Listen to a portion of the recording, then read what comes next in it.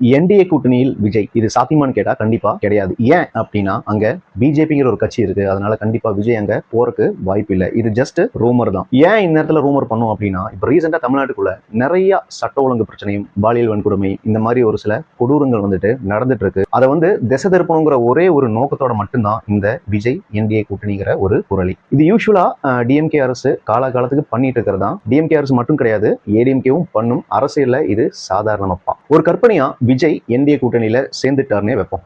என்ன ஆகும் அப்படின்னா, இப்போ விளிம்புல தொங்கிட்டு இருக்கிற ஏடிஎம்கே கண்டிப்பா அதிரி புதிரியா ஜெயிக்கும். அதாவது என்டிஏ கூட்டணி ஆட்டோமேட்டிக்கா அதிரி புதிரியா ஜெயிச்சிடும். அதனால தமிழ்நாட்டு மக்களுக்கு ஏதாச்சும் பிரயோஜனம் இருக்கான்னு கேட்டா கண்டிப்பா கிடையாது. தமிழ்நாட்டு மக்கள் எதிர்பார்க்கிற மாற்றம் வருமானு கேட்டா கண்டிப்பா கிடையாது. இன்னும் சொல்ல போனா விஜயோட அரசியல், அதாவது எதிர்கால அரசியல் வாழ்க்கையே பாத்தீங்கன்னா ரொம்ப டேஞ்சர் ஜோனுக்கு போயிருங்கிறது நமக்கும் தெரியும், அவருக்கு அதை விட நல்லா தெரியும்.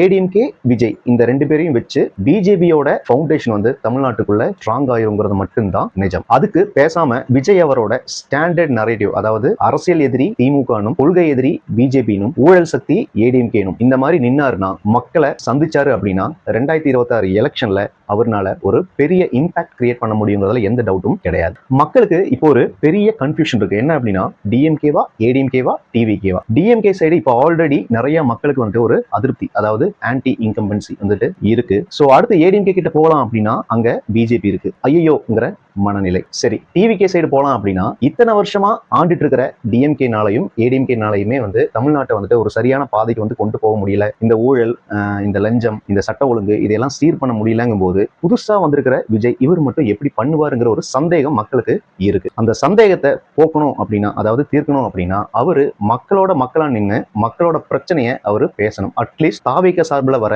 தேர்தல் வாக்குறுதியாவது அந்த மக்களோட இயக்கங்களையும் சந்தேகங்களையும் தீர்க்கிற மாதிரி இருக்கணும். அப்படி அவர் பண்ணிட்டாரு அப்படின்னா 2026 எலெக்ஷன்லயே அவர்னால ஒரு பெரிய வெற்றியை எட்ட முடியுங்கிறது நம்மளோட யூகம். அட்லீஸ்ட் அவரு நம்பர் 1 வரலனா கூட ஒரு ஸ்ட்ராங்கான எதிர்க்கட்சியை அமைக்க முடியுங்கிறதுல எந்த டவுட்டும் கிடையாது. பார்க்கலாம் விஜய் அவர்கள் ஃபியூச்சர்ல மக்களை, அதாவது தமிழ்நாட்டு மக்களை எப்படி காம்ப்ரமைஸ் பண்ணி அவரோட இலக்கை அடையிறாருன்னு.